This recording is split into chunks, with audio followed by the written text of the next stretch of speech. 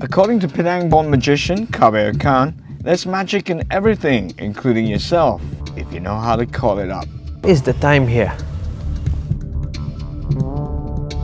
12:15. 12:15? Yeah. Is it the same time in your watch? 12:13. 12:13. Okay, now give me your hand. It's like this. Like this? This one. Alright. Okay, close. Watch.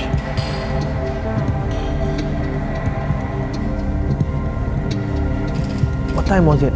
Dash. 12:15. Look at the time now.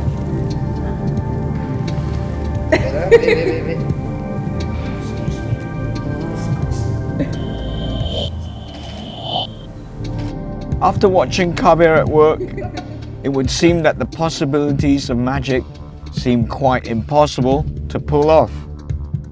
For Kabir, his Eureka moment came in 2005 when he met author and motivational speaker Jack Canfield, who inspired him to keep on sending proposals to corporations to fund his studies to become a world-class magician.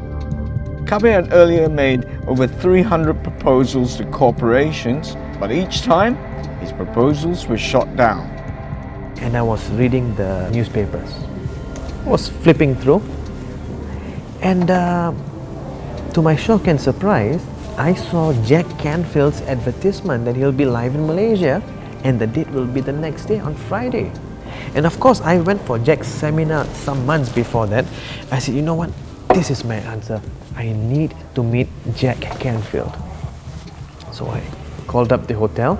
I drove there. Of course, I got changed and drove there. And I brought this book along. I waited for Jack Canfield in the lobby. A black limo pulled up. Who came out of the door? Canfield, of course. Went up to him, said, this was the book. Mr. Canfield, if you remember me, I came in a couple of months ago. I'm messed up and I need your help. Can you give me 5 minutes?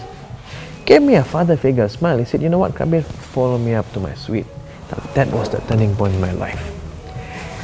So he spent not 5 minutes with me, a good 1.5 hours, 1 hour, 1.5 hours.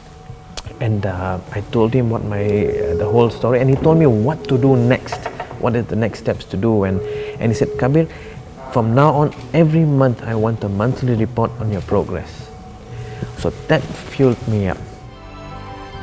2 years later, Kabir's dream of studying magic finally came to fruition when a businessman sponsored his studies in the United States.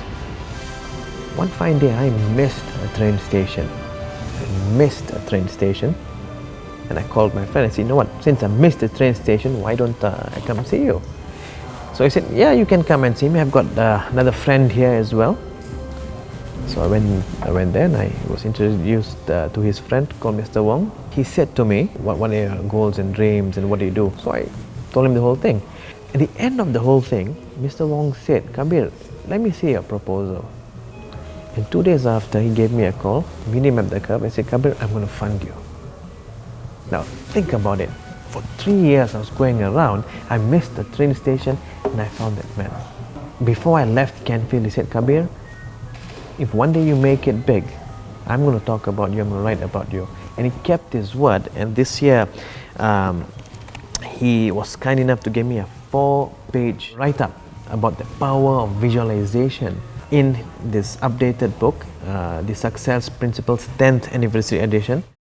From a very young age, Kabir has drawn inspiration from his idol David Copperfield and dreams of traveling around the world to perform before millions. To date, Kabir has performed 21 shows in Hollywood, a feat that has earned him a spot in the Malaysia Book of Records. Well, it started when I first saw Copperfield on TV. This is in the early 90s. And there's where I got hooked on. And little did I know, maybe 20 years down the line, I would meet this man in person who would become my role model. He's my idol. And of course, you know, every year when I have my shows in Vegas, I go see him. He brings me to see his shows. He gave me a lot of stuff.